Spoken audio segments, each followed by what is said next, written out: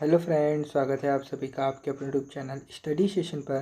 तो फ्रेंड्स, आज अपन NCERT class 11th English Hornbill, कौन सा हॉर्नबिल के chapter number 3 discovering Tut the saga continues को स्टार्ट करेंगे। ठीक है, आज का वीडियो आपको अच्छा लगे तो वीडियो को लाइक करना, ठीक है, और चैनल को सब्सक्राइब जरूर करना। ठीक है, चलिए अब अपन स्टार्ट करते हैं अपने चैप्टर को। तो अपने इस चैप्टर के जो राइटर हैं वो कौन है? A.R. विलियम्स। कौन है? A.R. विलियम्स। चलिए डिस्कस करते हैं थोड़ा सा अपने जो टाइटल है उसके विषय में। तो लिखा हुआ है discovering Tut the saga continuous. Discovering टट मतलब होता है तट की खोज। कुछ है भाई, तट जो है वो एक शब्द है। तट, डिस्कवरिंग मतलब होता है खोजना, तो तट की खोज। द सागा कंटिन्यूस मतलब परंपरा जारी है। सागा मतलब होता है परंपरा, और कंटिन्यूस मतलब जारी है, यानी कंटिन्यूस मतलब निरंतर होता है। ठीक है, तो परंपरा जारी है। तो ये जो टाइटल है उसके बारे में अपन को तब समझ में आएगा जब अपन अच्छी तरीके से क्या पढ़ेंगे, चैप्टर को पढ़ेंगे। तो चलिए शुरुआत करते हैं अपने चैप्टर की। लिख रखा है he was he was just a teenager when he died। he was just a teenager when he died, यानी कि वह किशोर वय का व्यक्ति ही था जब उसकी मृत्यु हुई। he was just a teenager when he died, वह किशोर व्यक्ति का ही वह एक किशोर वय का व्यक्ति ही था जब उसकी मृत्यु हुई, यानी वो किशोर अवस्था का ही था। मतलब उसकी जो एज थी, मतलब एक इंसान की बात हो रही है और उसकी जो एज बताई जा रही है वो कैसी बताई जा रही है? किशोर अवस्था की बताई जा रही है।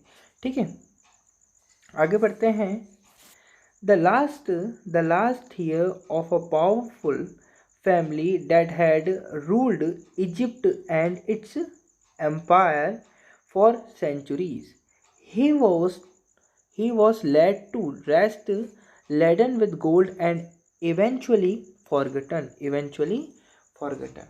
मतलब वह किशोर वय का व्यक्ति ही था जब उसकी मृत्यु हुई। मिस्र एवं इसके साम्राज्य पर शताब्दियों तक शासन करने वाले शक्तिशाली वंश का वह अंतिम उत्तराधिकारी था, जिसे सोने के आभूषणों एवं अन्य साजो सामान के साथ दफना दिया गया एवं अंतोगत्वा भुला दिया गया। यानी कि एक ऐसे व्यक्ति की बात हो रही है यहाँ पर। थोड़ा सा परिचय दिया है कि वो जो व्यक्ति है जो टीन एज में ही मर गया था, वो इजिप्ट के बहुत ही पुराने राजा, इजिप्ट का जो साम्राज्य था, इजिप्ट एम्पायर जो था, उसके बहुत परंपरावादी परिवार का लास्ट वंशज था। क्या था? लास्ट यानी अंतिम वंशज था, जो अभी अभी मरा है और जिसको भुला भी दिया गया था। ठीक है ना। Since the discovery of his tomb in 1922, the modern world has speculated about what happened to him, with murder being the most extreme possibility। इसका मतलब यह है कि 1922 में उसकी कब्र, टॉम्ब मतलब क्या होता है? कब्र की हत्या, कब्र की खोज के बाद से आधुनिक विश्व ने इस बारे में अनुमान लगाए हैं कि उसे क्या हुआ होगा, क्योंकि उसकी हत्या की संभावना भी अत्यधिक रही है। उसकी हत्या की संभावना भी अत्यधिक रही है। मतलब ये जो व्यक्ति है जो टीन एज में मर गया है और बिलोंग करता है इजिप्ट एम्पायर से, और इजिप्ट एम्पायर का लास्ट एम्परर है। ये इजिप्ट एम्पायर का लास्ट एम्परर है जो eventually gold and eventually forgotten. Eventually मतलब होता है लगातार इसको भुला दिया गया। Rest laden with gold. Laden मतलब क्या होता है? लेडन मतलब होता है लदा हुआ। ठीक है, यहाँ लेडन लिख रखा है ना सब। लेडन मतलब क्या होता है? लदा हुआ। किससे? विथ गोल्ड से। ठीक है, मतलब एक ऐसे एम्परर को या ऐसे एक वंश को भुला दिया गया जो कि एक महान साम्राज्य, जो कि इजिप्ट एम्परर से बिलोंग करता था। और इसकी मौत के विषय में यहाँ पर टॉम्ब लिखा हुआ है, ध्यान देना। टॉम्ब मतलब होता है कब्र। क्या होता है? कब्र। तो इसकी कब्र में देखा गया कि भाई ये speculated about what happen to him. Speculated मतलब क्या होता है? अनुमान लगाया जाना। यहाँ पर देखेंगे अपन स्पेक्यूलेटेड। स्पेक्यूलेटेड का मतलब क्या होता है? अनुमान लगाना। क्या लगाना? अनुमान लगाना। तो अनुमान लगाना इसका मतलब होता है। ठीक है, तो यहाँ पर अपन वर्ड्स को भी देखते चलेंगे कि क्या है साहब, ताकि अपन को ध्यान से अपने रहे। तो इसके अंदर बोला है कि 1922 में उसकी कब्र की खोज के बाद से आधुनिक विश्व ने इस बारे में अनुमान लगाए हैं कि उसे क्या हुआ होगा, कि उसकी मृत्यु हो गई, क्योंकि उसकी हत्या की संभावना भी अत्यधिक रही है। अब लिखा हुआ है आगे बढ़ते हैं। आगे लिख रखा है, now living his Tom for the first time in almost 80 years, Tut has undergone a CT scan that offers new clues about his life and death and provides precise data for an accurate forensic reconstruction of the boyish pharaoh। Boyish pharaoh। तो यहाँ पर ध्यान रखेंगे, इसका मतलब क्या है समझिए। अब 80 वर्ष के बाद अपनी कब्र को छोड़कर वह, यानी कौन? टट, सीटी स्कैन यानी शरीर के अंदर की फोटोग्राफी। सीटी स्कैन मतलब होता है शरीर के अंदर की जो फोटोग्राफी होती है, मतलब वो जानता है। तो सीटी स्कैन की प्रक्रिया से गुजरा है, जिससे उसके जीवन एवं मृत्यु के बारे में नए संकेत मिलने की संभावना बनी है, और इससे किशोर फेयरों के बारे में वैज्ञानिक पुनर्धारणा के लिए सही आंकड़े भी उपलब्ध हुए हैं। मतलब आप देखिए, यहाँ पर कुछ समझने की कोशिश करिए। आगे जैसे जैसे अपन बढ़ते जाएंगे वैसे वैसे आपको समझ में आ जाएगा। यहाँ पर मैं आपको मतलब समझाना चाहूँगा फॉरेंसिक रिकंस्ट्रक्शन का। फॉरेंसिक रिकंस्ट्रक्शन का मतलब होता है, फॉरेंसिक मतलब होता है वैज्ञानिक, ठीक है, और रिकंस्ट्रक्शन मतलब होता है उस पर पुनः विचार करना या पुनर्धारणा का निर्माण करना। ठीक है। एन एंग्री वाइंड, यहाँ से स्टार्ट कर रहे हैं। An angry wind stirred up ghostly dust devils as King Tut was taken from his resting place in the ancient Egyptian cemetery known as the Valley of the King। मतलब एक क्रुद्ध हवा भूतों जैसे धूल के गुबार उछाल रही थी जब राजा टट को उसकी आराम गाह से, जो प्राचीन मिस्र के कब्रिस्तान वैली ऑफ द किंग्स में स्थित थी, बाहर निकाला जा रहा था। यानी कब्र में से किसको बाहर निकाला जा रहा था? राजा टट को। किसको बाहर निकाला जा रहा था? जो किंग टट थे, ये ना किंग टट जो है उसको बाहर निकाला जा रहा था। कहाँ से? उसकी कब्र में से। कहाँ से निकाला जा रहा था? उसकी कब्र में से, जिसका नाम क्या था? The valley of the king. The valley of the king. ठीक है, चलिए आगे बढ़ते हैं। थोड़ा आपको अटपटा लग रहा होगा चीज़ें, लेकिन जैसे जैसे अपन आगे बढ़ेंगे वैसे वैसे आपको समझ में आ जाएगा। डार्क, यहाँ से स्टार्ट कर रहे हैं। Dark bellied clouds had scudded across the desert sky all day and now were veiling the stars in cascade grey. मतलब काले पेट वाले बादल पूरे दिन रेगिस्तान के आकाश के आर पार उड़ते रहे थे, और अब कफन जैसे भूरे रंग से उन्होंने तारों को ढक लिया था। मतलब आकाश की बात हो रही कि कैसी स्थिति है, मतलब पूरा डार्क डार्क आकाश हो रहा है और स्थिति बताई जा रही है। इट वॉज 6 PM ऑन 5 जनवरी 2005। यानी कि यह 5 जनवरी 2005 को शाम के 6 बजे का समय था। The world's most famous, the lingering medical mysteries of the little understood young ruler who died more than 3,300 years ago। विश्व की सर्वाधिक प्रसिद्ध मम्मी परिरक्षित शव। मम्मी मतलब आप समझते हैं ना, जो परिरक्षित शव होते हैं, यानी कि द मम्मी पिक्चर भी आपने देखी होगी। तो इसी प्रकार से जिन लोगों को पिरामिड में दफनाया जाता था उन्हें अपन मम्मी कहते हैं। ठीक है ना। तो विश्व की सर्वाधिक प्रसिद्ध मम्मी एक सीटी स्कैनर के भीतर खिसकते हुए प्रवेश कर रही थी। सबसे पहले उसका सिर अंदर जा रहा था। इस सीटी स्कैनर को काफ़ी समय से प्रचलित उन चिकित्सकीय रहस्यों की जांच पड़ताल के लिए लाया गया था, जो इस अज्ञात, जिसे नहीं समझा गया, युवा शासक के बारे में थे, जिसकी मृत्यु 3300 वर्षों से अधिक समय पूर्व हो चुकी थी। ठीक है, जिसकी मृत्यु 3300 पहले ही हो चुकी थी। मतलब एक ऐसे शव के की स्टडी करने जा रहे थे ये जो वैज्ञानिक लोग थे, वो एक ऐसे मम्मी की क्या करने जा रहे थे भाई, खोजबीन करना चाह रहे थे कि इसकी मृत्यु हुई कैसे। इसकी मृत्यु कब हुई थी? 3300 ईयर्स एगो, यानी 3300 साल पहले ही इसकी मृत्यु हो गई थी। और इसको सीटी स्कैनर के द्वारा इसको समझा जा रहा था, understood young ruler who died more than 3300 years ago. All afternoon, the usual line of tourists from around the world had descended into the cramped, rock-cut tomb some 26 feet underground to pay their respects. Underground pay respects, यानी कि पूरे दोपहर दुनिया भर से आए पर्यटकों की सामान्य कतार संकरी चट्टान को काट कर बनाई गई तथा 26 फीट जमीन के नीचे स्थित श्रद्धांजलि देने के लिए इस कब्र में उतरी। मतलब ये जो लड़की की कब्र है, यंग रूलर की जो कब्र थी, उसमें उतरी। They gazed at the murals on the walls of the burial chamber and peered at Turt's gilded face. The most stinking feature of his mummy-shaped outer coffin lid, मतलब ये पर्यटक जो घूमने के लिए आए थे, ये पर्यटक कब्र के कक्ष की दीवारों के जो कब्र थी, जो टॉम थे, के कक्ष की दीवारों पर बने चित्रों को टकटकी लगाकर देखा तथा तट के सोने से मढ़े चेहरे को ध्यान से देखा।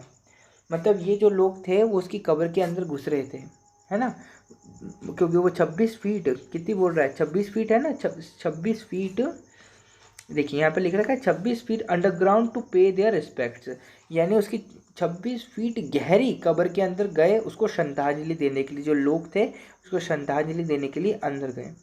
ठीक है, अंदर गए तो उन्होंने क्या देखा? They gazed at the murals on the walls of the burial chamber and peered at Tut's gilded face, यानी उन्होंने देखा कि जैसे वो अंदर गए, अंदर एंटर किया उन्होंने, तो चारों तरफ जो दीवारें थी, उनके आसपास जो दीवारें थी, उस पर जो चित्र बने थे उसको गेस्ट कर रहे थे। वो गेस्ट मतलब होता है टकटकी लगाकर देख रहे थे।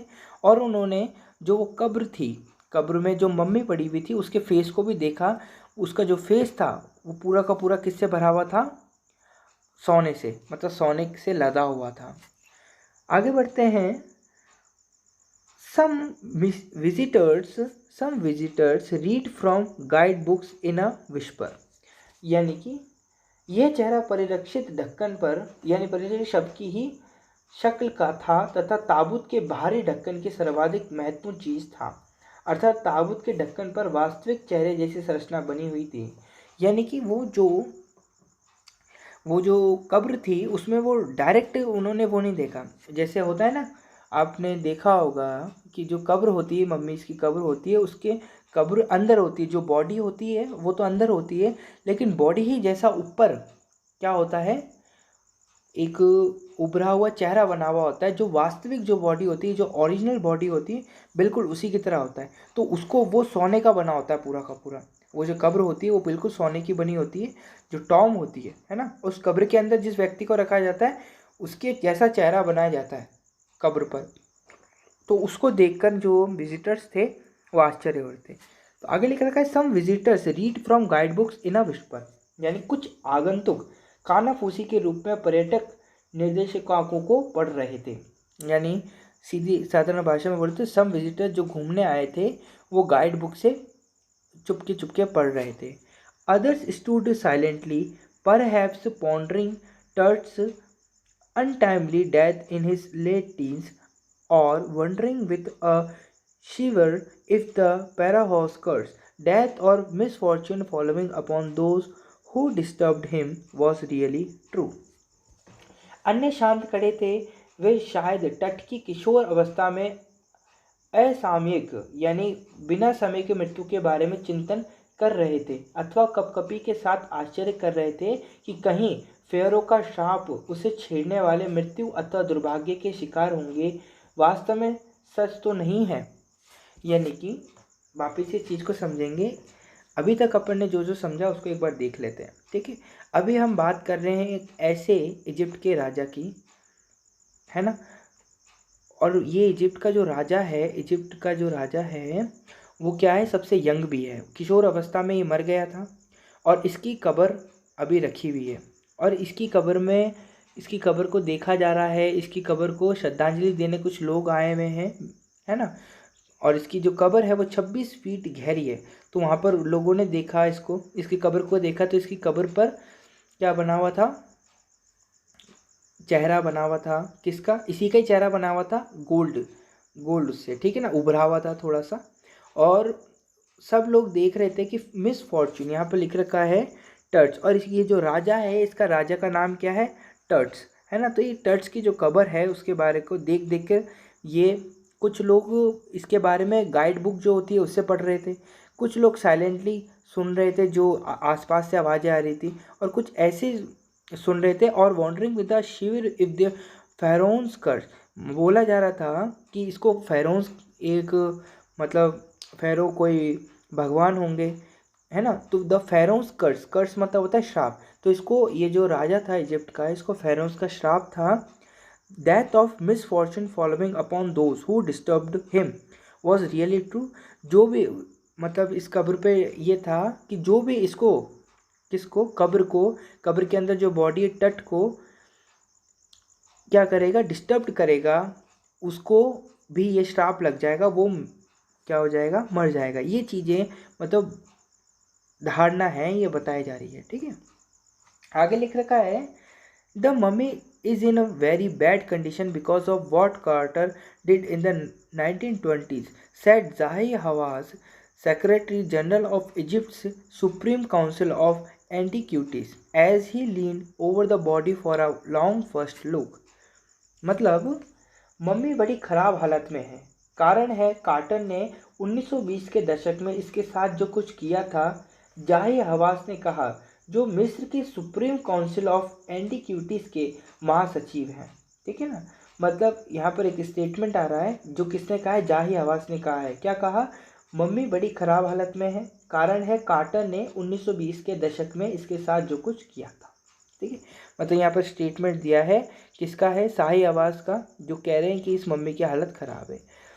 तो आगे लिख रखा है Carter, Howard Carter, that is was the British archaeologist who in 1922 discovered Turt's tomb after years of futile searching. मतलब ऐसा उन्होंने तब कहा जब वे इस शव को पहली बार देखने के लिए झुके हुए थे। हावर्ड कार्टर प्रथम ब्रिटिश पुरातत्व विज्ञानी जिसने वर्षों तक व्यर्थ खोजबीन करने के बाद 1922 में तट की कब्र को खोजा था। 1922 में इन्होंने तट की कब्र को खोजा था। किसने, हावर्ड कार्टर ने, है ना। इनका पूरा नाम क्या था, हावर्ड कार्टर, जैसे यहाँ पर लिखा हुआ भी है हावर्ड कार्टर, ठीक है। Its contents though hastily ransacked in antiquity were surprisingly complete. इसकी सामग्री यद्यपि प्राचीन समय में जल्दबाजी के साथ लूट ली गई थी, फिर भी आश्चर्यपूर्ण तरीके से पूर्ण थी।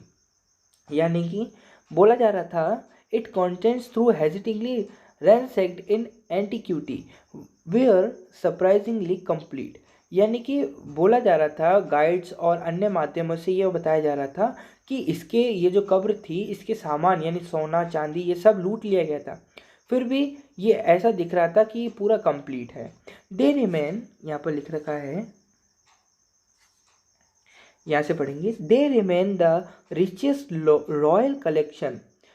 royal collection ever found and have become part of the pharaoh's legend। यह सामग्री अब तक का सर्वाधिक धनाढ्य शाही संग्रह सिद्ध हुआ है। यानी बहुत ज़्यादा रॉयल, यहाँ पर लिख रखा है ना, रॉयल कलेक्शन सिद्ध हुआ है और फ़ैरों की पारंपरिक कथा का हिस्सा बन गया। जो फ़ैरों थे उनके पारंपरिक जो ट्रेडिशनल स्टोरीज हैं उनका एक भाग बन गया। Stunning artifacts in gold, their eternal brilliance meant to guarantee resurrections, caused the sensation at the time of the discovery and still get the most attention. यानी कि आश्चर्यजनक स्वर्ण निर्मित हस्तकृतियां जिनकी स्थायी चमक पुनर्जीवन की गारंटी मान ली गई ने खोज के समय सनसनी पैदा कर दी और अभी भी सबसे ज़्यादा लोगों का ध्यान खींचती हैं। मतलब यहाँ पर जो कब्र के अंदर जो चीज़ें हैं, कब्र के अंदर जो चीज़ें हैं, रिजरेक्शन मतलब क्या होता है, एक बार आप बताएंगे। रिजरेक्शन मतलब होता है पुनर्जीवन। क्या होता है? पुनर्जीवन। चमक पुनर्जीवन की गारंटी मान ली गई ने खोज के समय सनसनी पैदा कर दी और अभी भी सबसे ज़्यादा लोगों का ध्यान खींचती है।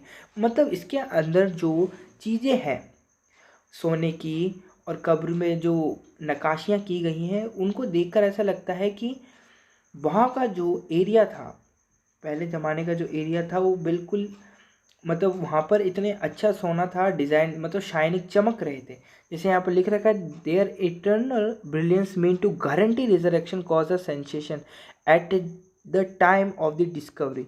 यानी डिस्कवरी के समय में जब मतलब इसको खोजा गया था, इस कब्र को खोजा गया था, तब जो सोना और ये जो कब्र थी वो इतनी चमक रही थी, है ना। तो इसके बारे में बताया गया है। But Tut was also buried with everyday things he'd want in the afterlife. Board games, a bronze razor, line undergarments, cases of food and wine.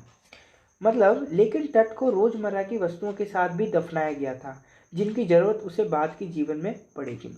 ऐसा मानना था, इजिप्ट वाले ऐसा मानते थे कि मरने के बाद एक और जीवन होता है और एक और जीवन को जीने के लिए, एक और जीवन को जीने के लिए उनके पास पर्याप्त वस्तुएं होनी चाहिए।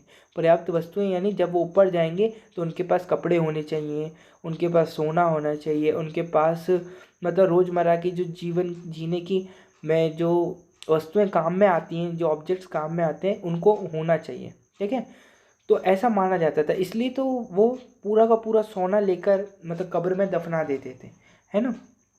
और वो पिरामिड जो बनाए जाते थे वो उनके लिए एक विशेष विशेष लोगों के लिए बनाए जाते थे।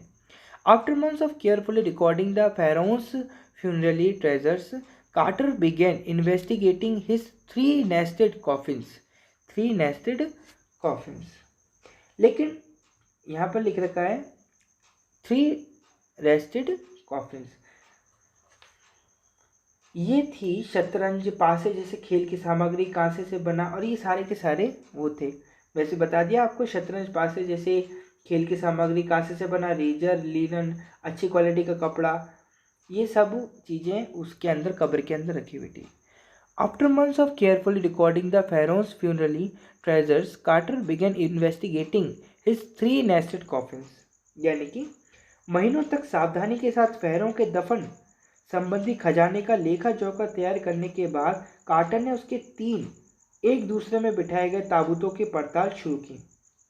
मतलब कार्टर ने उसके तीन एक दूसरे में बिठाए गए ताबूतों की पड़ताल शुरू की। एक दूसरे में बिठाए गए ताबूतों की पड़ताल शुरू गई, मतलब एक दूसरे में बिठाए गए ताबूत की पड़ताल शुरू गई। ताबूत मतलब क्या होता है बताएंगे। फ्यूनरली दफनाने से जुड़ी, ट्रेजर्स मतलब होता है खजाना, नेस्टेड मतलब होता है एक दूसरे में बिठाए गए। नेस्टेड मतलब क्या होता है, यहाँ पर आप देख सकते हैं बिठाए गए। कॉफिन्स मतलब होता है दफनाना। ये जो ताबूत होती है ना उसे कहते हैं अपन coffin. Opening the first he found a short adorned with garlands of willow and olive leaves, wild celery, lotus petals and cornflowers, the faded evidence of a burial in March or April. लिख रखा है पहले ताबूत को खोलते हुए उसने एक कफन पाया जो बैंत एवं जैतून की पत्तियों, अजवाइन, कमल की पंखुड़ियों तथा मक्का के फूलों से बनी मालाओं से सुसज्जित था। मतलब एक कब्र थी वो ऐसे सजी हुई थी जैसा अभी वर्णन किया गया है। आगे बढ़ते हैं। When he finally reached the mummy, he ran into trouble. मतलब ये मार्च अथवा अप्रैल में हुई इस दफन के कमजोर साक्ष्य थे। जब वह अंत में मम्मी तक पहुंचा तो मुसीबत में पड़ गया। जब वह अंत तक मतलब जैसे ही वो मम्मी तक पहुंचा है, मतलब वो जो डेड बॉडी थी उसकी तक पहुंचा, तो वो ट्रबल में पड़ गया। वो क्या ट्रबल था वो देखिए। The ritual resins had hardened cementing Tut to the bottom of a solid gold coffin. कर्मकांड में प्रयुक्त यानी रिचुअल्स में प्रयुक्त चिकने पदार्थ ठोस बन चुके थे और इन्होंने तट को ठोस सोने से बने ताबूत के पैंदे से चिपका दिया था। मतलब जो मुर्दे होते थे उनमें से बदबू ना आए और वो एक ही जगह स्थिर रहें, तो वहाँ पर कुछ सॉलिड यानी वो चिपचिपा कोई पदार्थ डाला जाता था। तो वो चिपचिपा पदार्थ क्या हो गया था, अब सॉलिड हो गया था, मतलब बिल्कुल सॉलिड हो गया था। और इसकी जो तट की जो बॉडी थी वो बॉटम से क्या हो गई थी, जो गोल्ड का बना हुआ ताबूत था उससे चिपक गई थी। ठीक है, तो ये ट्रबल में पड़ गया था ये कौन, Carter. No amount of legitimate force could move them, Carter wrote later what was to be done.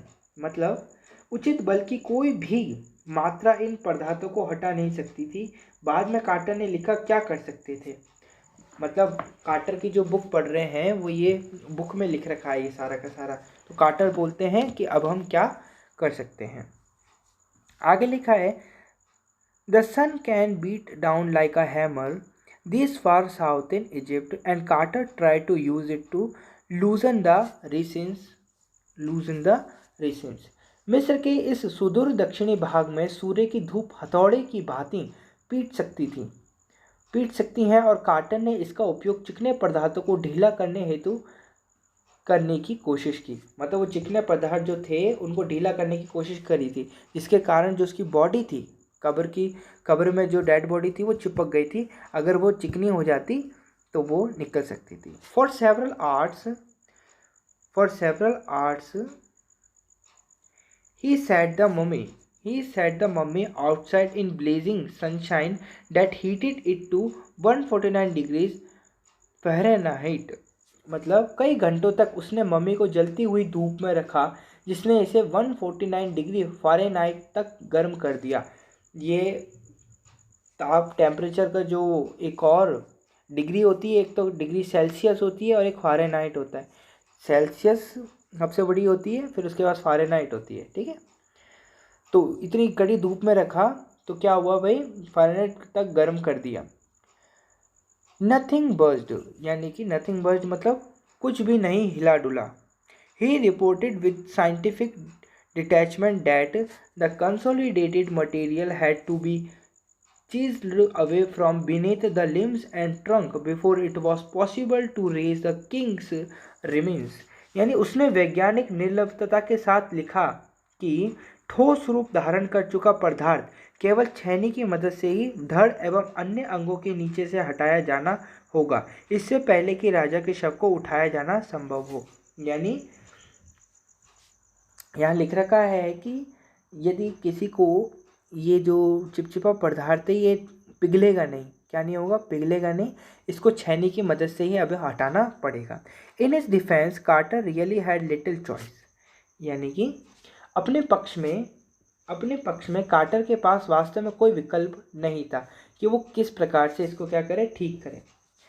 If he had not cut the mummy free, thieves most certainly would have circumvented the guards and ripped it apart to remove the gold। अगर उसने mummy को काटकर मुक्त ना किया होता तो चोर निश्चित रूप से गार्ड लोगों को धोखा दे दिए होते और शव को काट पीट कर सोना ले गए होते, है ना। उसने अगर मम्मी को मुक्त ना किया होता तो चोर निश्चित रूप से गार्ड लोगों को धोखा दे दिए होते और शव को काट पीट कर सोना ले लिए होते, क्योंकि अभी क्या हो रखा है, सोना और ये सब है जो है वो चिपका हुआ है। ठीक है, तो आगे लिख रखा है in Tut's time the royals were fabulously wealthy and they thought और hoped they could take their riches with them. Tut के समय शाही परिवारों के लोग आश्चर्यजनक रूप से बहुत अमीर थे और वे सोचते थे या उम्मीद करते थे कि वे अपने साथ दौलत ले जा सकते थे।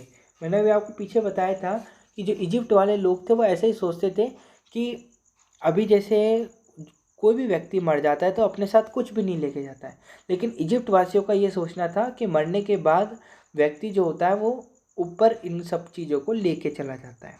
ठीक है, आगे लिखा रखा है, for his journey to the great beyond King Tut was lavished with glittering goods, precious collars, inlaid necklaces and bracelets, rings, amulets, a ceremonial upon sandals, seeds of his fingers gold, है ना, और भी बहुत सारा है, his fingers and toes and the now iconic inner coffin and mask all of pure gold, और of pure gold. मतलब परलोक की महायात्रा के लिए राजा टट को चमचमाती वस्तुएं प्रदान की गईं। इनमें शामिल बहुमूल्य कंठहार, जड़े हुए हार तथा कंगन, अंगूठियां, ताबीज, समारोह में पहने का चौगा, सैंडल, हाथों तथा पैरों की अंगुलियों के लिए खोल तथा मूर्ति जैसा अंदर का ताबूत तथा मुखौटा, ये सभी शुद्ध सोने से बने थे।